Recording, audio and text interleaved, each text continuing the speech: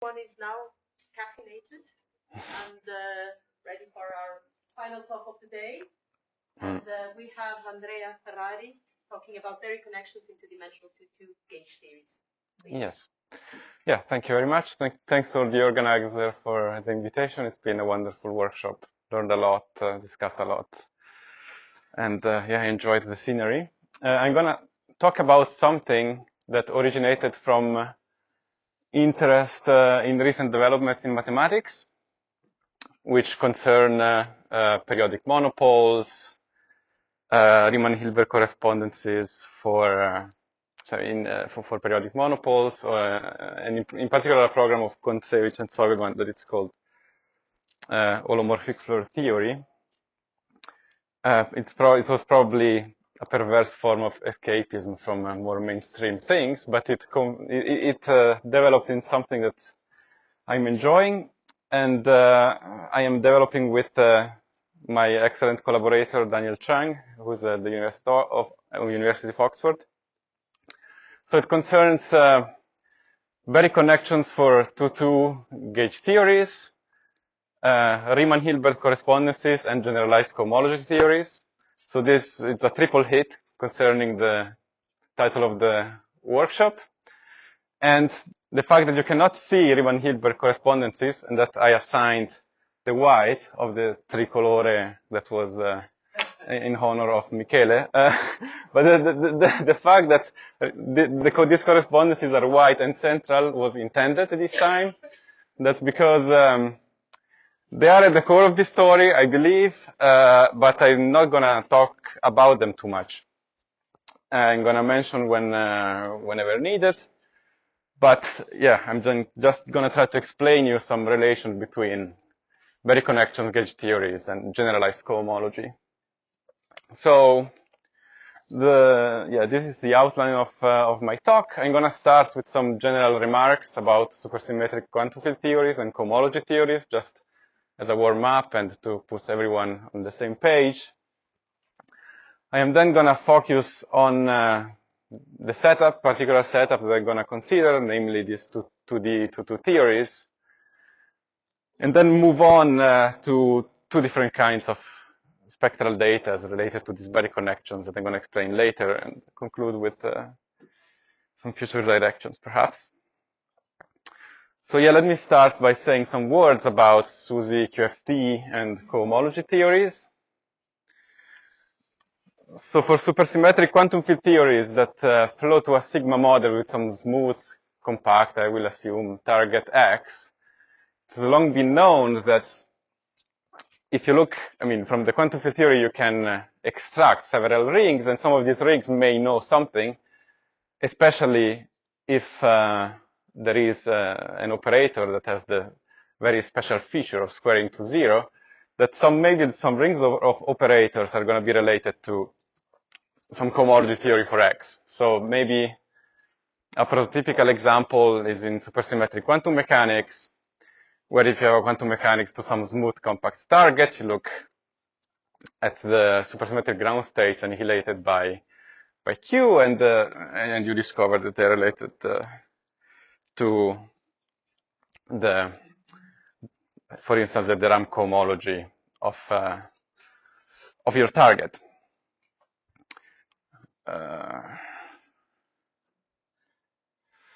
So of relevance today, it's going to be, I'm going to focus on, as I said, 2D 2,2 theories with flavor symmetries. And it's a very long story that if you look at the cohomology of a particular nilpotent supercharge in the supersymmetry algebra, the chiral ring of operators in that annihilated by this supercharge is related to the quantum equivariant cohomology of the target. So for people who are not too familiar with this, I guess for this workshop it's not really the case, but let me just remind us. For instance, if you take simply Pn, you have a generator in degree 2, and you take its powers. At some point, it needs to vanish for dimensional reasons, generated by tautological bundles. The quantum cohomology of Pn It's basically the same thing, but you join a quantum parameter that arises from instanton corrections when you compute correlators of three operators on the sphere in physics. And now your original generator no longer squares to zero, but no longer, its powers no longer become zero, but they become Q. So this sort of setup can be promoted to some U1 equivariant version, where besides this quantum parameter, now you insert some complex equivariant parameters. You can deform the ring in such a way that these equivariant parameters show up in this way here. Why do you put the last condition? Yeah, because there are really only n equivalent parameters, and just for symmetry reasons, I'm putting the n+1 here. The overall thing is gauged. It's just a matter of taste. So if you have such a model, you can consider an effective theory on its Coulomb branch, which is governed by the so-called effective twisted superpotential. And from work of Nekrasov, Shataishvili, and again, a very long story, but it's known that if you compute these equations here, like the beta equations of the theory, you can directly extract the relations that determine the quantum equivalent cohomology ring. So, sorry? In what sense you use it's just it's just I'm just in a phase on the theory where I have the gauge group completely broken. In the first case, there is some gauge theory. Yeah. So I'm. Symbols are from gauge model. Yeah, and it's the same thing here. Yeah. But if you just have quantum cohomology, what is gauge theory? I mean, let's take CPN. What is gauge theory? I mean, I am in a gauge. I can tell you CPN. CPN can be. I'm going to explain right here. But it can be gauge linear sigma model. I'm just going to explain this. So take super QED n+1, which is a gauge linear sigma model. So a 2D U1 to 2 gauge theory with n+1 chiral multiplets. So this flows to a sigma model to Pn, and in fact, you can compute exactly this effective twisted superpotential. And if you look at these equations here, they spit out for you precisely the relations that we had before. So basically, they encode the quantum equivariant cohomology ring relations. So more recently, if you're brave enough and you try to get rid of some congenital attachment to the dimension axiom, you can try to generalize this setup to generalized cohomology theories, which can be things like complex equivariant K theory, which is what I'm going to focus on, or elliptic cohomology. And one may wonder, and this is also a very intricate story, but how to extract generalized cohomology theories, which are basically theories that behave like cohomology. They assign rings to things, but in a functorial way, but what they assign to point is not concentrated in degree 0 in particular, and we're going to see an example of this. But how to extract them from QFT? And maybe 4 years ago, there were some proposals building on previous work where it has become manifest that it's not a bad idea to look at Berry connections for supersymmetric quantum field theories to extract generalized cohomology theories. So now I have, therefore, I need to introduce Berry connections very briefly as a reminder. But suppose that I am in a supersymmetric quantum field theory where there is a well-defined notion of supersymmetric ground state. In this case, then the superspace of supersymmetric ground states can depend on some deformation parameters. They can be the complex masses that I introduced before. There can be others. But what I can do is I can fiber the space of supersymmetric ground states on this space of deformation parameters and build some bundle. And this bundle comes endowed with a unitary connection. that tells me how to transport how I can go from one fiber to the other. Sorry, but is this related to TD star deformation? Yes, I'm going to talk about this, yes. And so this is, and a way to extract elliptic cohomology from the geometry of the space of these connections has been worked out in these papers here. And in some bit of the work that I did with Dan last year, we did the same thing for complex equivalent K theory, as I'm gonna demonstrate later, hopefully.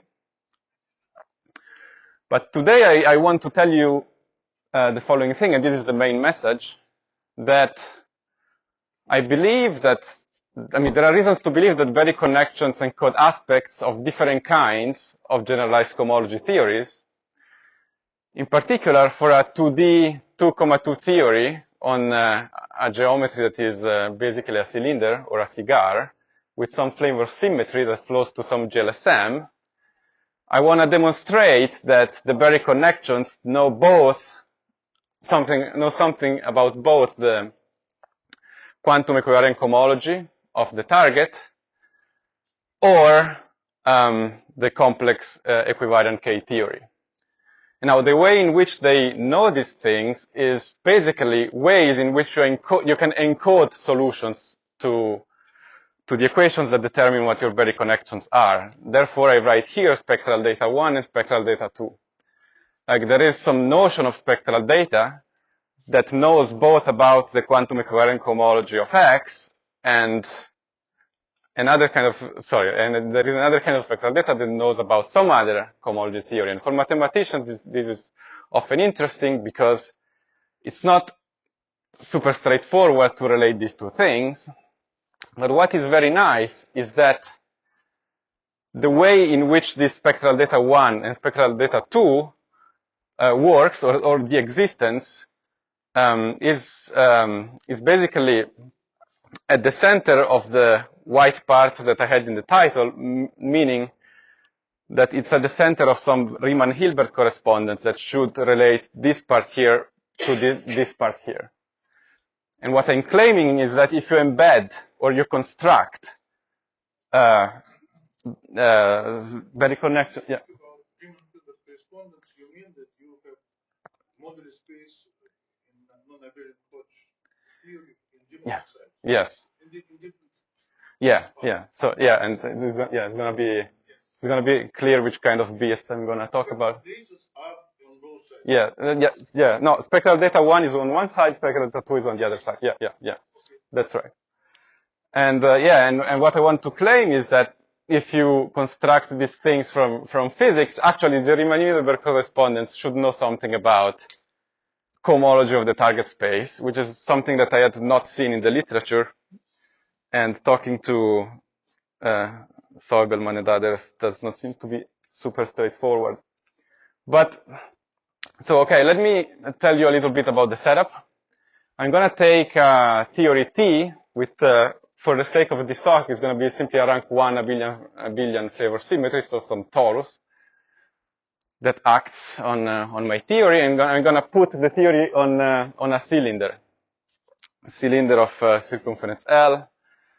And in this kind of situation, I can turn on both a complex twisted mass for this symmetry. So it's simply a parameter valued in R2 that I can view as a complex plane, as I'm going to explain later. But I can also turn on holonomy around the circle for this symmetry here.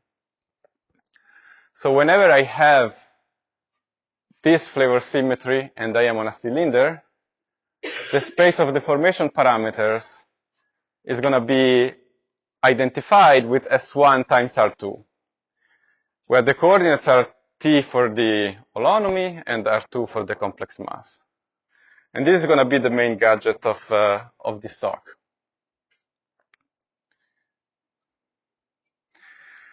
Now let H be the Hamiltonian along R. can define the ground states for this theory, which are the states annihilated by the generator of the translations along R. And they should form a bundle on my space of deformation parameter. So I'm going to get some vector bundle on R2 times S1. And moreover, as I told you before, the physics endows these setups with some unitary connection on this bundle. And because of this TT star geometry story, to preserve the supersymmetry of the ground states, these connections need to satisfy some particular equations, which in this case are generalized cohomology equations. And in particular, in this rank 1 case, I'm focusing on, they're going to be simply monopole equations on R2 times S1. So I have monopole equations on R2 times S1, which means that what I'm looking at is periodic monopoles. So to summarize, Berry connections for the systems I'm considering are periodic monopoles, meaning things satisfying the cohomology equations on R2 times S1. Are there questions so far? Good.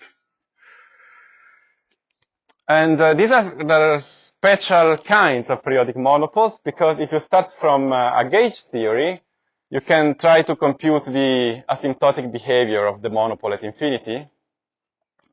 If you look very far at very large mass, the bundle splits as a smooth vector bundle into a sum of line bundles. You can check that. It's labeled by the isolated massive vacuum of the theory. So I think I forgot to mention that I'm always going to assume that my target has isolated fixed points under the symmetry I'm acting on, the torus symmetry. And moreover, I'm going to assume for technical reasons that the target is GKM, equivalently formal, but it can be relaxed. It's just technical aside.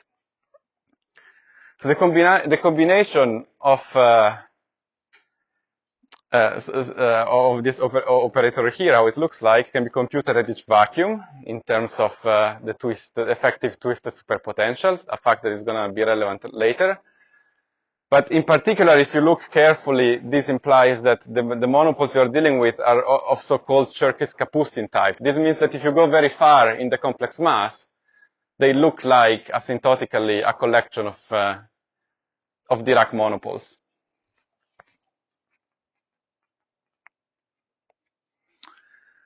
Now, an important fact is that my space M, the space of deformations, which was S1 times R2, is endowed with a P1 family of so-called mini-complex structures. That's the term that is used in mathematics. It's closely related to a transversely holomorphic foliation. Yes? I mean, you just asked that the flux of this monopole. I mean, I have this bundle that splits into line bundles, and asymptotically, they just look, they just have the right form and singularity. Yeah, I mean, they're local operators, and around that, they're really Dirac. And so they have a P1 family of mini-complex structures, which means that I can split S1 times R2 into a real direction locally and a complex direction. And in particular, I can try to put a holomorphic structure on on R2 that behaves nicely with change of coordinates in the real directions. And in coordinates, which may be useful for what I'm going to say later, but it's just another set of coordinates where T naught is real and B naught is complex. So when I set lambda to 0, I go back to T, that was my holonomy, the parameter on the S1, and I'm going to go back to W, which was my complex mass. But in general, the way in which I mix directions in R3 to build a complex one and a real one is different. So, and this is going to be crucial for what I'm going to say later. And this remarkable simple fact, by the way, is really at the heart of many constructions in mathematics. But it's like, if I look at if I look at my S1 times R2 as a Z quotient of R3, then at lambda equals to 0, I'm identifying 2 points on my real line that lie at the same point in the complex plane. More generally, if I pick some other set of coordinates, I'm going to identify 2 points on the real line that are at some distance in the complex plane. And this fact is going to be crucial. So if I pick a mini-complex structure that is defined by what I parameterized here with lambda is 0, then as a mini-complex manifold M, not M, the space of deformation parameter is going to be S1 times C. But if I go at modulus of lambda equals 1, you can basically check that it becomes something different rather, which is like R times C star as a mini-complex manifold. And I'm going to use these facts later. More physically, what you can, of course, do is consider a whole family of supercharges that square to the Hamiltonian generator. And you can build a family explicitly that has the property that at lambda equals to 0, you just have the QA supercharge that knows about the quantum equivariant cohomology for GLSMs. And at lambda equals to 1, you have another particular supercharge that I'm going to talk about later, but in particular, it squares to rotations of the cylinder my theory is put on. But then if you compute the supersymmetry algebra, you soon realize that this family of supercharges is closely related to the mini-complex structures I was telling you before. Basically, these supercharges here are adapted to these mini-complex structures. And this is, of course, a dimensional reduction for people who know of what happens in 4 dimensions, or basically on R4, where you have a Twistor's family of hyperkähler structures. And this is a dimensional reduction of that statement there. Sorry, but the form was before. This is for 3-dimensional theory? This is a 2-dimensional theory, with and in Q is a supersymmetric quantum mechanics on... but 3-dimensional theory leading on which space? A cylinder. And this supercharge is Q squared to the translation along the non-compact direction. Right. So if you have such a structure, like a mini-complex structure, you can start talking about mini-holomorphic vector bundles. Like, if you have a vector bundle on the space of deformation parameters, as I had before, you can ask yourself whether I can, if I fix my real direction, I can actually put a holomorphic structure on it. And moreover, you can also put an operator which is a complexified connection around the real direction. And the Bogomolny equations imply that these 2 operators here commute. And this is basically what you can take to be a mini-homomorphic structure on this vector bundle. And you can see, we did this in my paper, that these 2 operators here, like a the unitary connection, the unitary part of the vary connection, sorry, the unitary vary connection split in a real and a complex part, they descend to Q lambda cohomology. So basically, these 2 operators here that are the Dolbeau operator in mini-complex structure lambda and the real part are adapted to Q lambda cohomology. And therefore, if you look at the ground states as the states annihilated by some supercharge, the bundle inherits automatically the structure of a mini-holomorphic bundle. Right. Yeah, so this was it for the setup. Are there any questions?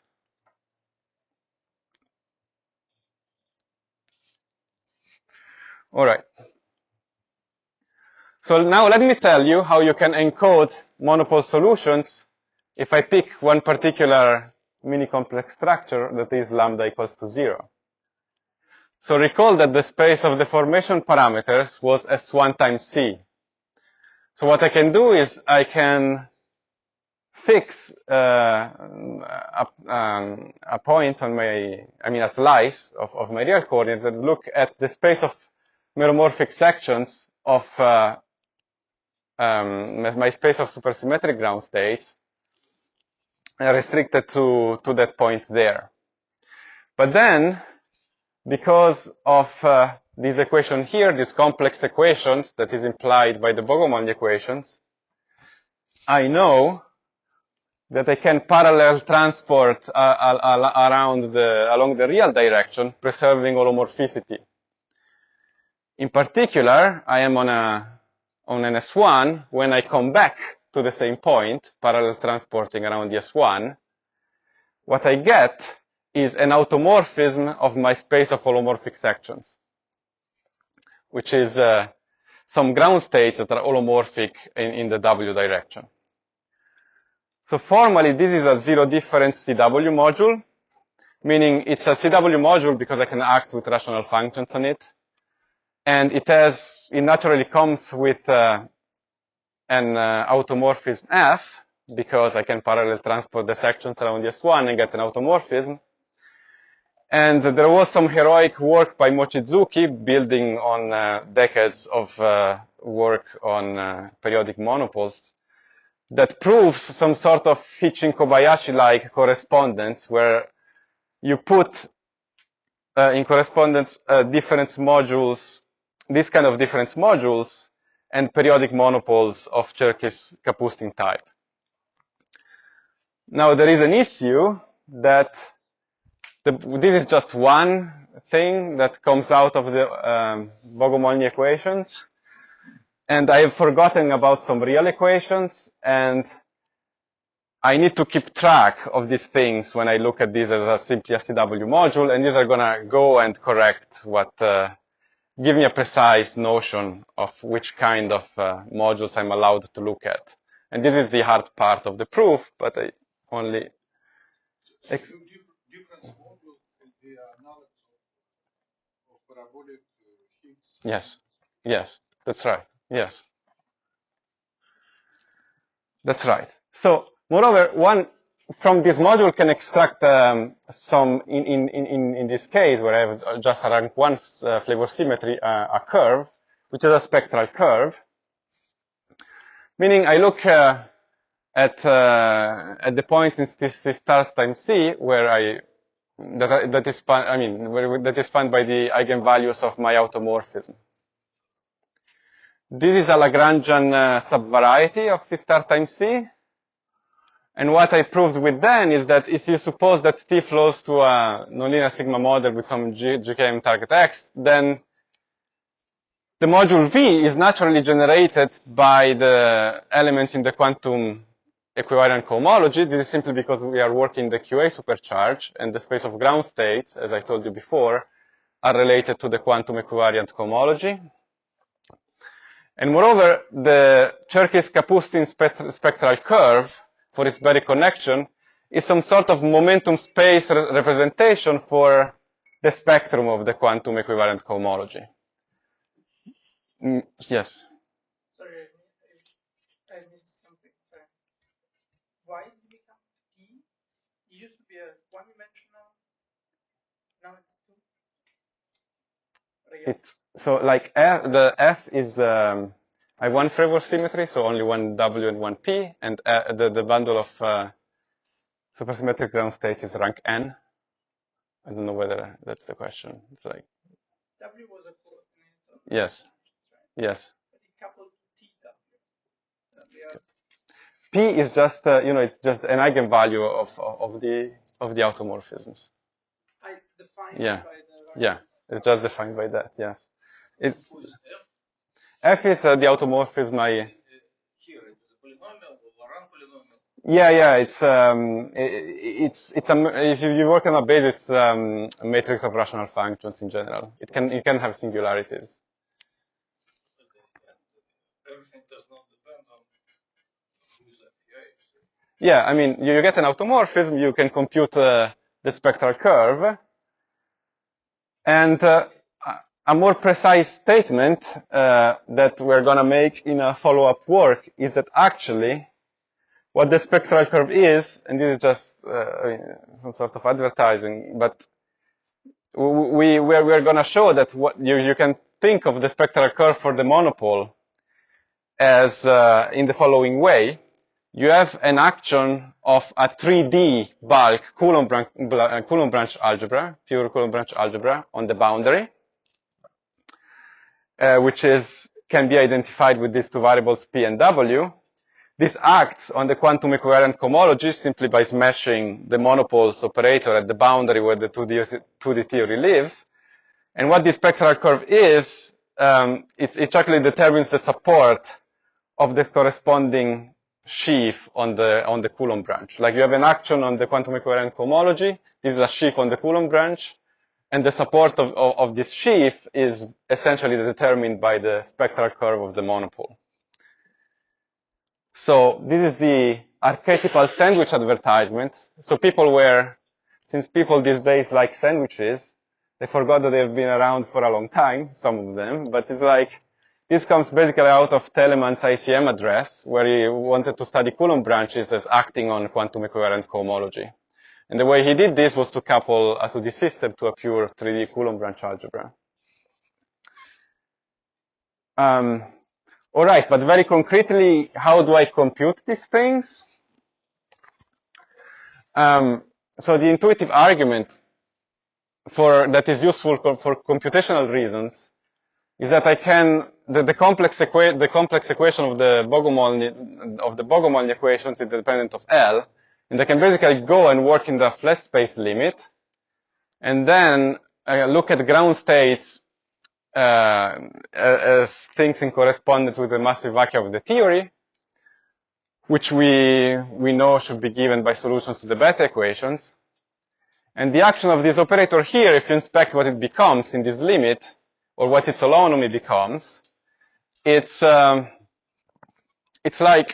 an equation like this, where I diagonalize basically the action of f in this limit, and I can compute the holonomy also in terms of the effective Swiss superpotential, which means that this allows me to swap my sigmas for the p. And in particular, the spectral curve is determined by the solutions of these two equations here. One, which are the relations of the quantum equivalent cohomology, of the quantum equivalent cohomologies, and the other one here, which is an equation I adjoin, which can be viewed as a change of variable, but has this more compelling interpretation I've just mentioned in terms of support of sheaves on Coulomb branches. W is the complex mass of the system. So let me run an example. So let me take super QAD2, like P, which is a GLSM to P1, and we have for like a change of a slight change of variable here for convenience. I have its quantum equivalent cohomology relations that are determined by the twisted effective superpotential, as I said at the beginning of my talk. I adjoin this equation here that tells me how to compute the holonomy around the S1. If I try to solve these two equations, I get this thing here. I get this nice curve here. And then you go and check the monopole literature, and you discover that this is the spectral curve for a smooth SU2 monopole. Yes? Can I ask a question? You made a very special choice of this M minus M. Yes. Can you change the sign or whatever, right? I mean, Yeah. would it? It doesn't matter. Yeah, it would still work. Yes. Yes. But so basically, you look at your GLSM and you look at the very connection, and you discover that, I mean, you compute what it is, you discover that it's a smooth SU2 monopole, and you discover that this smooth SU2 monopole is the locus where a sheaf of a module acting on the quantum equivalent cohomology is supported. Okay, so this is the first statement, and I'm going to summarize it later, but it's a first instance in which I can see that spectral data for the monopole, in particular the spectral curves, are related to some cohomology theories. Now recall that we are considering P1 worth of supercharges. I just picked 0 because it was the most convenient one, but maybe I can be braver and pick another lambda, generic lambda, and see what happens. So, as I said before, if I pick another lambda, I have some other different mini-holomorphic structure on the space of supersymmetric ground states. I can play the same game though. I can still restrict to a point in the real direction, and I can look at the space of holomorphic sections of this bundle in the complex direction. I can still parallel transport along the real direction. I still have such an operator, but this time I don't quite go back to the same point, to the same bundle. I go back to the same bundle up to a shift in beta, up to a shift in the complex parameter. The reason is this nice picture here. Before I could parallel transport along the real direction and go back exactly the same point. Now I can parallel transport along my new real direction. I'm not going to go back to the same point on beta 0, but if I pull back everything by some shift, then I get precisely the same bundle. So what I get is actually, before I had simply a 0 difference CW module, and now I get a 2 lambda I difference C beta naught module. It's exactly the same thing as before. It's a module for the ring of functions on rational functions on C beta naught, but now it has an automorphism up to a shift. That is, we can extract difference modules from Berry connections. And in a paper of 2018, Mochizuki proves something along the following lines, that there is a one-to-one correspondence between some suitably defined 2I lambda difference CW modules and Cherkis-Kapustin monopoles. Now let me pause for a second and say that, I mean, this is quite a deep and subtle result. And again, it's the culmination of decades of work on Ichigo-Bayashi correspondences for finding periodic monopole solutions.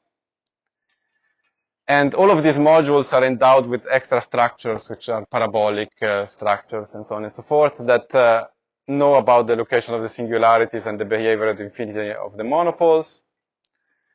Conditions at infinity also require some adjustment of mini-complex charts. This is all technical, but in any case, it's a very complex story where you are actually, though, able to encode periodic monopoles into difference modules. Now let me run some physics with this and see what I can get. Physically, I can consider a situation where on my cylinder, I put some boundary condition where the supercharges Q lambda and Q lambda bar, which were adapted to this mini-complex structure, are preserved.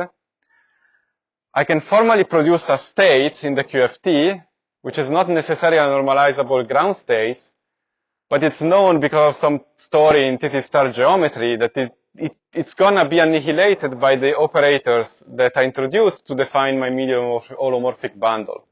So formally I can produce a state that is both holomorphic and parallel transported around DS1.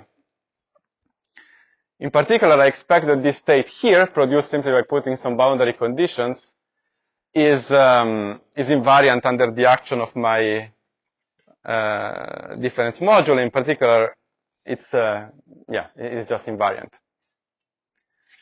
So in my paper, I claim that if you close your eyes and run with this, you can produce difference equations for so-called brain amplitudes. So that means you produce this state D simply by putting this boundary condition and let the state propagate at infinity.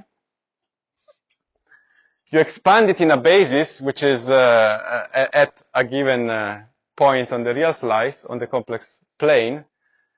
You expand it in a non-holomorphic basis, and if you compute the action of this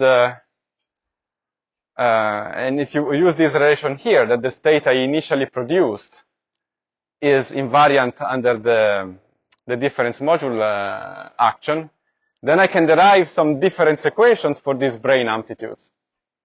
So these brane amplitudes are labeled by elements, by ground states, depending on lambda.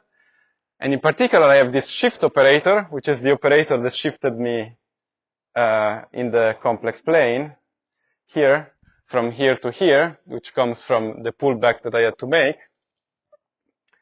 And if I expand things in a basis, I get some difference equation where this thing here is a matrix of rational functions in beta naught. All right.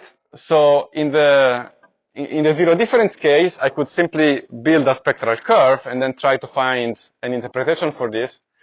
In the difference case, what I can do is produce some difference equations and then ask myself what they are.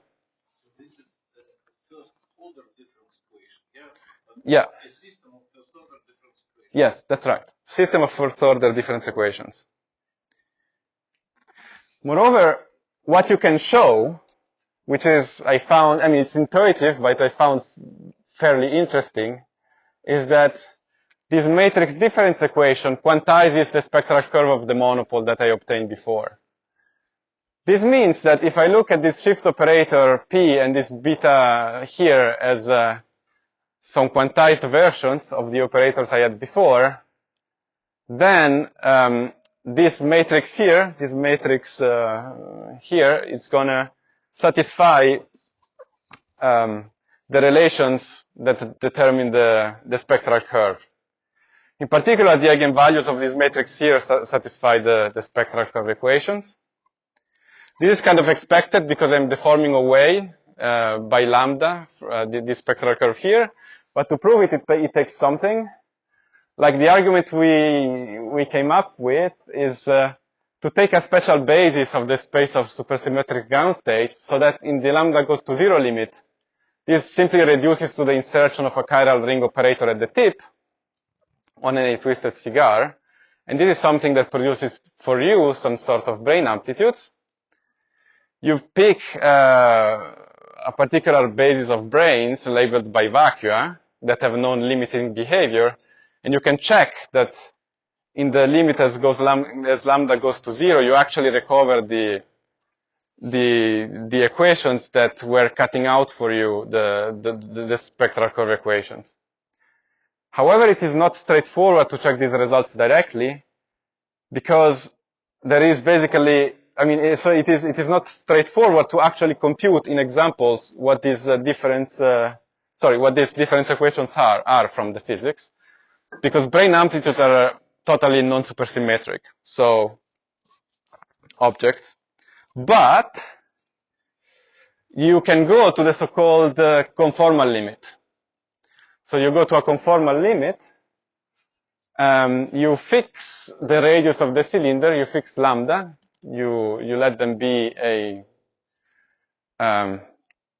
let them be epsilon, and then in the limit as lambda goes to 0, these brane amplitudes are expected to degenerate into known supersymmetric beasts, which are hemisphere or vortex partition functions, where the epsilon basically is, if you are on the hemisphere, it's related to the radius of the hemisphere, and moreover, I am putting a chiral ring operator in QA cohomology here. So these are exactly calculable via localization. There is a huge literature, so you can go find them, and you can ask yourself, first of all, you check whether these difference equations here are preserved, and you see that they are. The form of the difference equations remains the same. And moreover, you still expect that they go to the classical curve, and you can check this explicitly.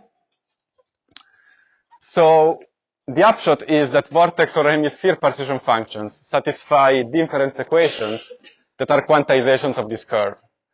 And this is something that I had not seen explicitly in the literature, but I strongly suspect this may be related to some work of some of the organizers on the interpretation of vortex partition functions in terms of equivalent counts. But I had not seen them explicit, I mean, I didn't know of their existence, and I just went and tried to look at these vortex partition functions and check that actually they indeed satisfy these difference equations that quantize the spectral curve of the monopole. And let me run again with my favorite example, which was Super QED2, which was GLSM 2P1. You look at your nice vortex partition functions with insertions of different operators at the tip of the hemisphere. They are given by some contour integrals in terms of gamma functions.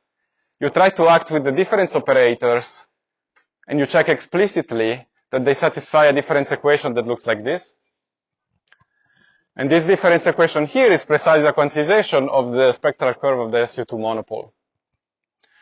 And this is a story that works for all class of examples that we considered before, and in particular, you can check explicitly from contour integral formulae that indeed these vortex partition functions are satisfy these difference equations here. So the P is a C star variable, no? Yes. That's why it's different. Yes, that's why it's different, yes. What's the contour C1? Is it just like generalization of Jeffrey Firman? Yeah, exactly. Take 2 towers. Yes. And then when you shift things around, some poles get shifted, and you can actually derive some equation like this. You can check the different things.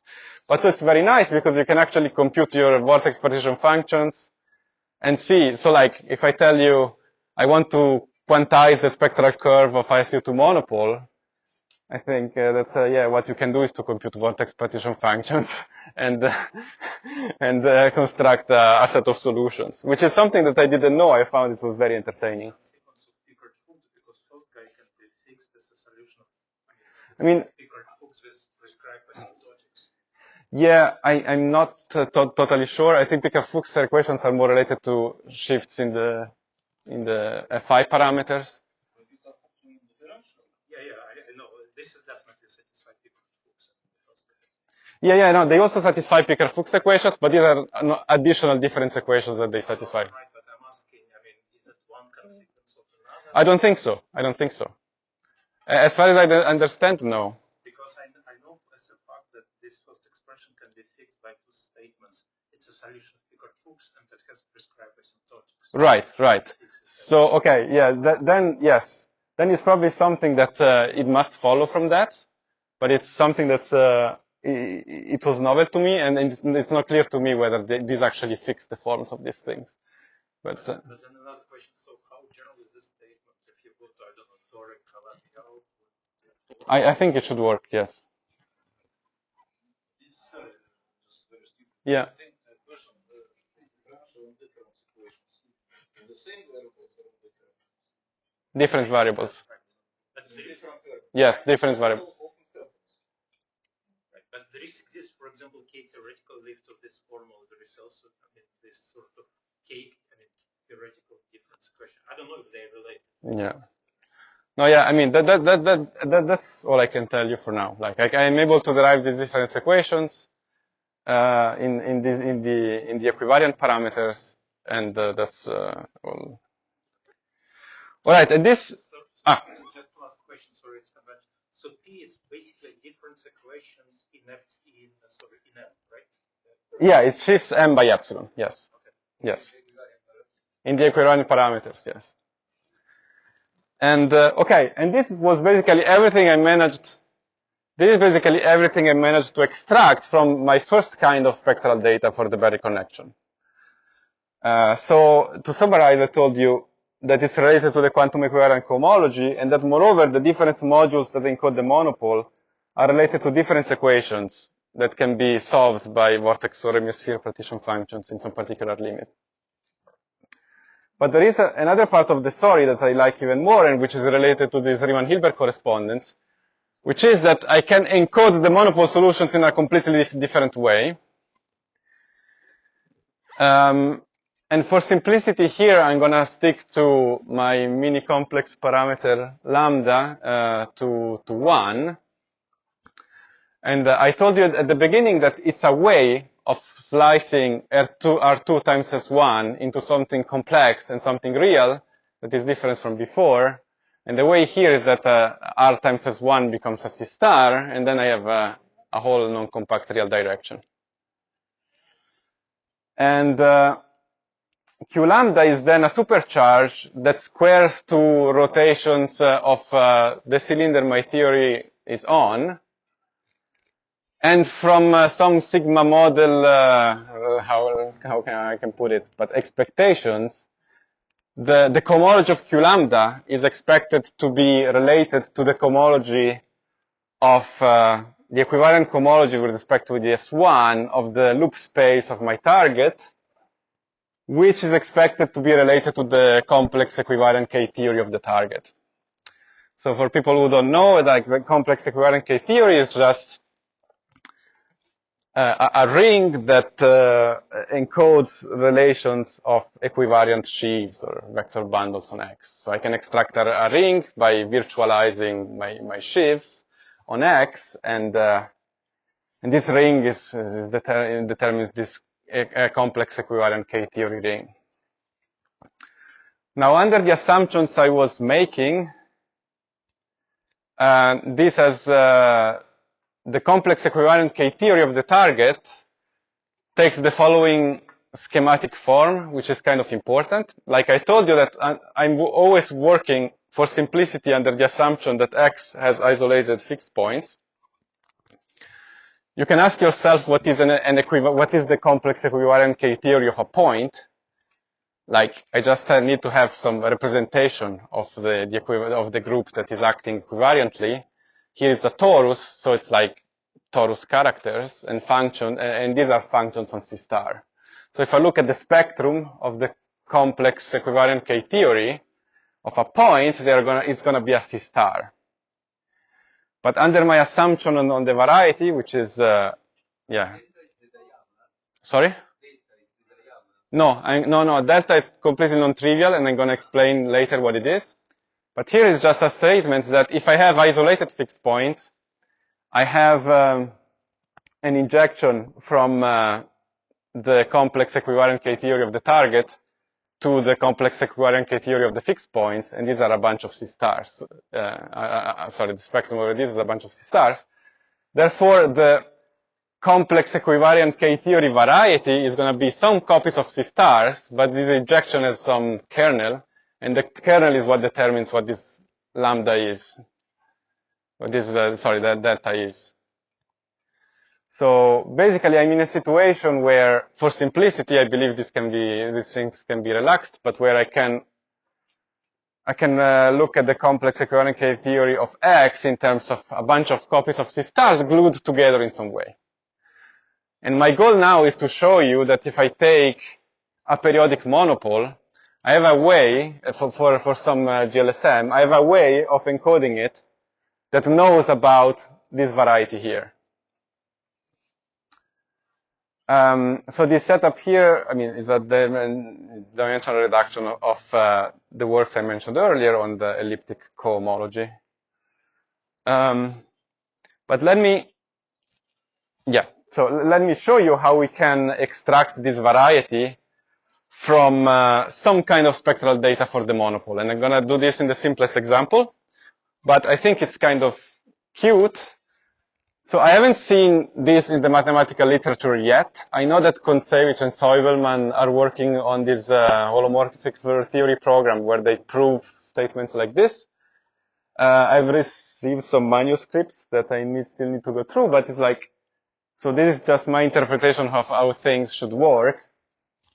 Consider for simplicity super QED2.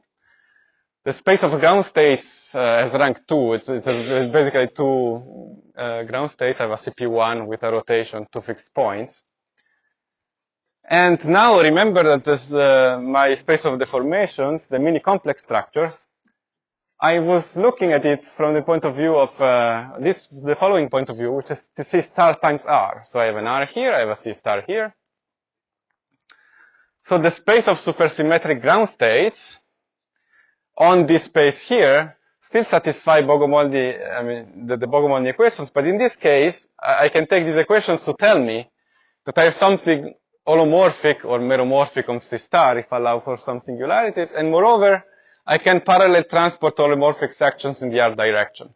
So these two operators commute, and I can parallel transport the sections in the non-compact direction. So, at very large mass in the real direction, I can start to filter the sections of my holomorphic sections based on their fall-off behavior. And the fall-off behavior is determined by the physics of the GLSM. You can really look, it's related to the asymptotic behavior and the Cherkis-Kapustin conditions I mentioned earlier. But so they're going to be filtered. So on a rank 2 vector bundle, there's going to be a filtration where there is a line sub-bundle of E that decays very fast. That decays very fast as I move along R in the plus direction, in the positive oriented this way direction. And there's also going to be another filtration of this bundle of things that fall off very fast in the negative infinity direction. So one thing that you can try to look at, well, in particular, this bundle here is going to be some quotient of E by L plus. But what you can try to do is to look at the loci on C star where sections that fall off both in the positive and in the negative directions are supported. And these are called bound states in mathematics, which is a little, well, confusing maybe, but in any case, there are bound states, meaning that I have this bundle with sections that decay very fast. This bundle restricted on this locus with sections that decay very fast at positive infinity and at minus infinity. Now, it's not that I have invented this out of the blue. There is a long story where people try to encode monopole solutions like this. The first example of such sort of construction, I believe, came from Hitchin when he was studying monopoles on R3. Like the space of lines in R3 is the tangent bundle of S2, and you can look exactly by doing what I did at spaces where the Bogomolny equations imply that I have things that fall off very fast in both directions, and they span a curve in T of S2. And this is enough to encode the monopole. And here is the same, but I have only a real direction. And the funny thing that I proved in this paper with Dan is that if you start, you start with the spectrum of, you start with your copies of C stars attached to the various fixed points. And if you start gluing these things precisely on the locus where things fall off very fast in both directions, where bound states are supported, which are complex codimension 1 in this case, you really get a variety which is the spectrum of the complex equivariant K-theory variety. In the P1 case, I simply have two copies of C star determined by the two fixed points, and they're just glued together on a point which is essentially 1 in some coordinate. And so, as I said before, it is expected by work of Kontsevich and Soibelman that this kind of spectral data, I believe, like vector bundles endowed with filtrations, is also sufficient to reconstruct the monopole solution, but I haven't seen published accounts of this phenomenon. Here I just ran with the physics, and I wanted to tell you that if I try to encode things this way, what I recover is the complex equivariant K-theory of the target. So let me conclude, summarize. So I tried to tell you that I can look at Berry connections for 2D 2,2 theories that flow to a sigma model with target X. And I tried to show you that I have different ways to encode what a Berry connection is. One is in terms of difference modules, one in terms of vector bundles with filtrations. These two different things seem to know about different cohomology theories for the target. The first is related to the action of a pure Coulomb branch algebra on the quantum equivalent cohomology of X. The second one is related to the complex K-theory variety of X. I told you that in the conformal limit we obtained some verifiable difference equations for vortex partition functions that quantize monopole spectral varieties. And that was unexpected for me. Maybe there is a reason why this should work, other than what I said. And there should be some sort of Riemann-Hilbert correspondence, again, the white missing bit in my title, that relates these two sides, which means that when periodic monopoles come from the Berry connection of a GLSM, there should be a way in which the different cohomology theories of X are somehow related by some Riemann-Hilbert correspondences. But that's something that I'm not very familiar with. There are many obvious things that you can try to do. One is you can lift all of these statements to 3D where things are partly more well known. But basically the QHT part of the story should lift to the quantum K-theory theory of X, and the KTX is known to be lifted to the elliptic cohomology, as I said before, by the work of Derushenko-Nekrasov and Bullimore-Shang. That's right, and I believe that this is all I wanted to tell you. So thank you very much for your attention.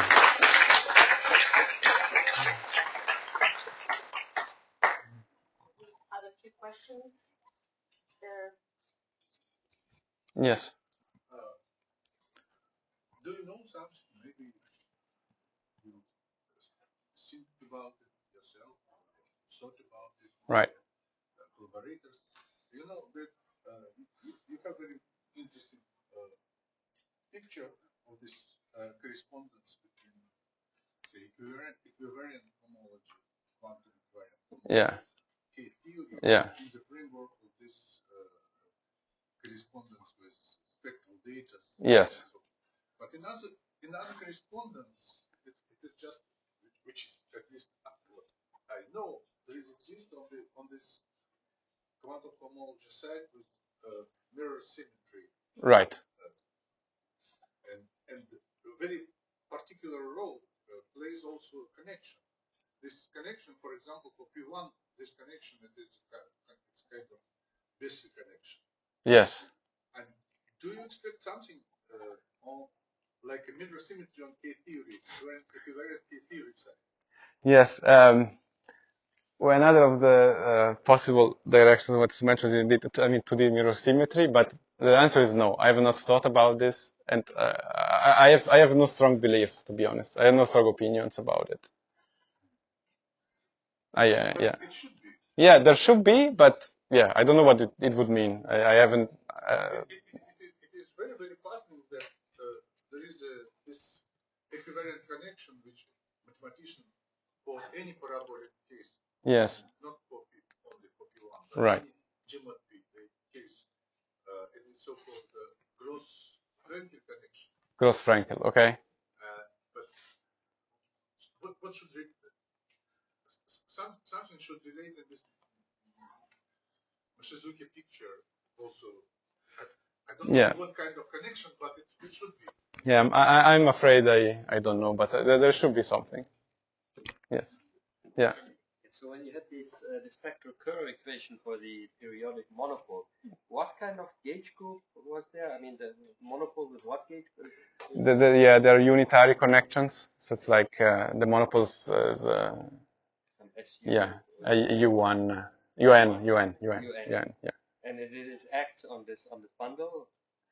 Yeah, I mean the monopole is like the equations for U1 connections on this S1 times R2, and they satisfy the Bogomolny equations. Yes. But the rank is related to the number of vacua. Yeah, the number of vacua. Like if you go far, the number of vacua. Yeah, if you go far at infinity, then you really see that it splits as a sum of line bundles, and that basically for each vacuum you have one Dirac. I mean, basically it asymptotes to a Dirac. There are some interactions between them, but yeah. But these are also related to moduli spaces. The moduli space of this is related to moduli spaces of 5D gauge theories also. Is there any connection? The doubly periodic. Right. Double periodic. Yeah, so this is probably related to the lift I mentioned before. If you lift everything to 3D, then yeah, if you lift everything to 3D, you get doubly periodic monopoles. And then probably there is some connection that you can make coming down from 5D. But I have not thought about this. If you have triply periodic. Yeah, no. Yeah. I don't know a physics incarnation of that, but yeah.